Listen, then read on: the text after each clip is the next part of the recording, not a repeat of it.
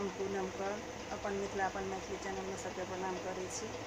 आई हम एक भगवती के गीत गा बजा रहा छी। नीक लागत तो लाइक करू, चैनल के सब्सक्राइब करू।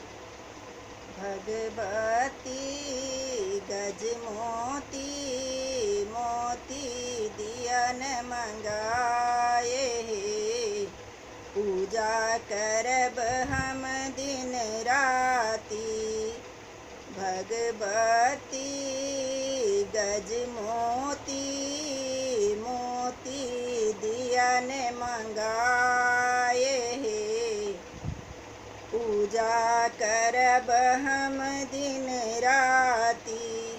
गंगा निकट सौ माटी कोरी लाएब, पिरिया बनाएब तोहार हे। पूजा करब हम दिन राती। गंगा निकट सौ माटी कोरी लाएब, पिरिया बनाएब तोहार हे। पूजा करब हम दिन राती। भगवती गजमोती मोती दियन मंगाए, पूजा करब हम दिन राती। जमुना निकट सौ जल भरी लाएब, पिरिया बनाएब तोहार हे।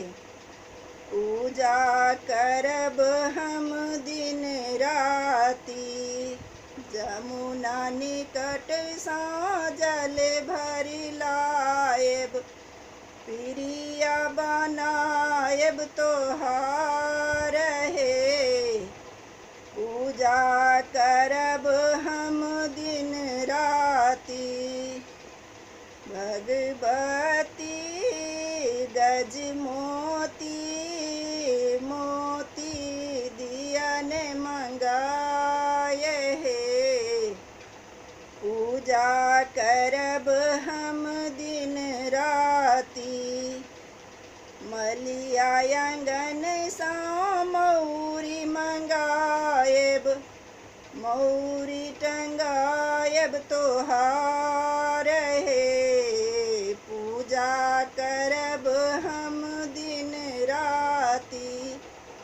मलिया आंगन सा मौरी मंगाएब, मौरी टंगाएब तोहार हे। पूजा करब हम दिन राती।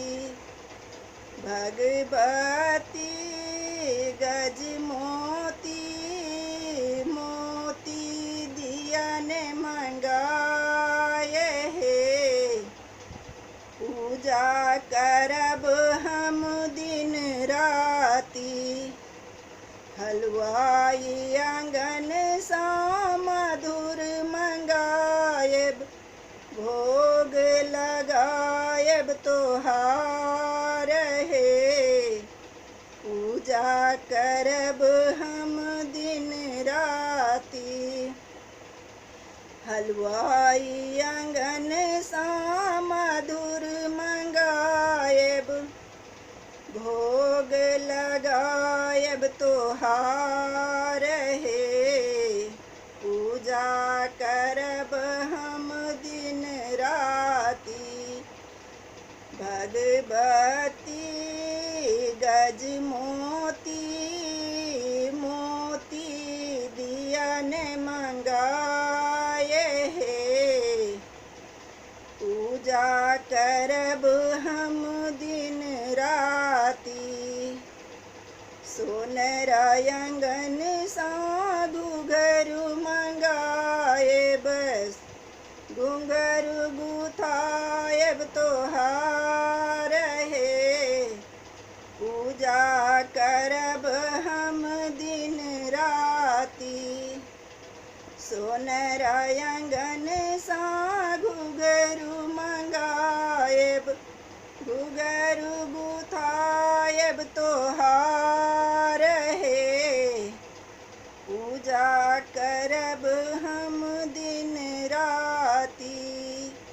भगवती गज मोती, मोती दियन मंगाए हे, पूजा कर